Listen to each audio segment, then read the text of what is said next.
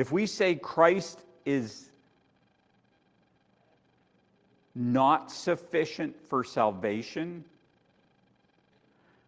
that's spiritually, eternally harmful. Because if we give people false hope, that's really no hope. That's evil. To give somebody false hope, is that good? So yeah, Jesus is great, but don't forget you got to do this, this, this, and this because he's not sufficient. That's what we're actually saying. And that can eternally leave somebody under God's wrath.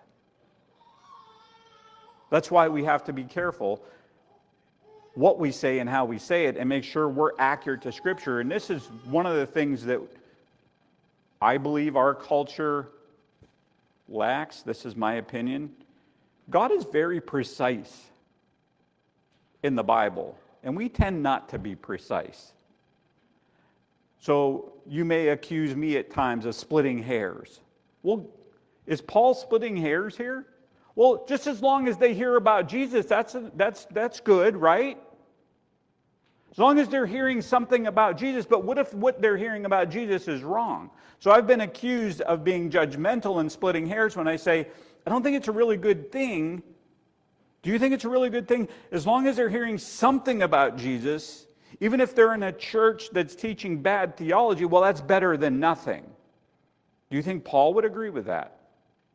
He says, when you add something to Jesus, or you don't present the gospel accurately, he says, that's dangerous, that's evil, and it's harmful and disfiguring.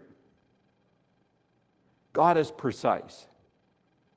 We need to be precise. Because there's too much on the line. I mean, what's on the line? Think about it. What will happen when you die? That's what's on the line. We don't think of in these terms a lot, do we? Every Sunday, you and I are being prepared for death.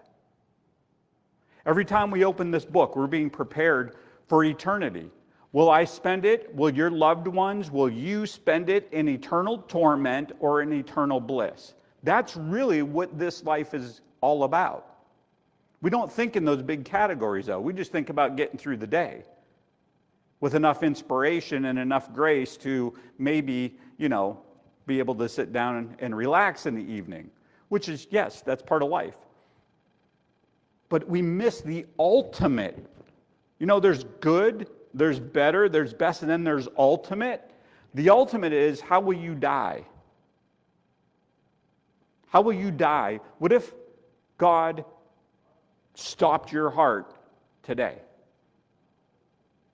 What matters at that point? What if he stopped your loved one's heart at that today? What matters at that point for them? Will they spend forever in eternal torment, or will they spend forever in eternal bliss? Well, Paul says it's dangerous if we mislead them. God says that over and over again in Scripture.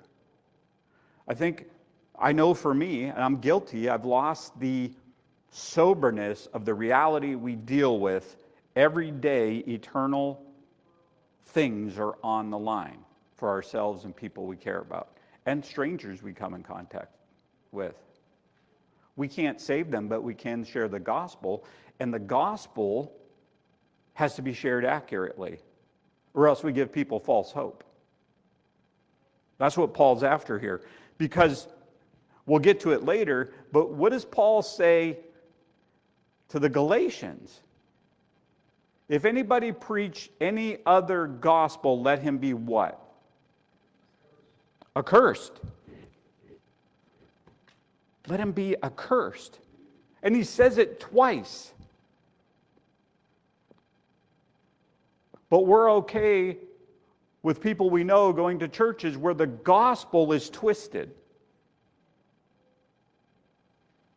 Or they don't fully believe the gospel, but it's better than nothing. At least they're sincere.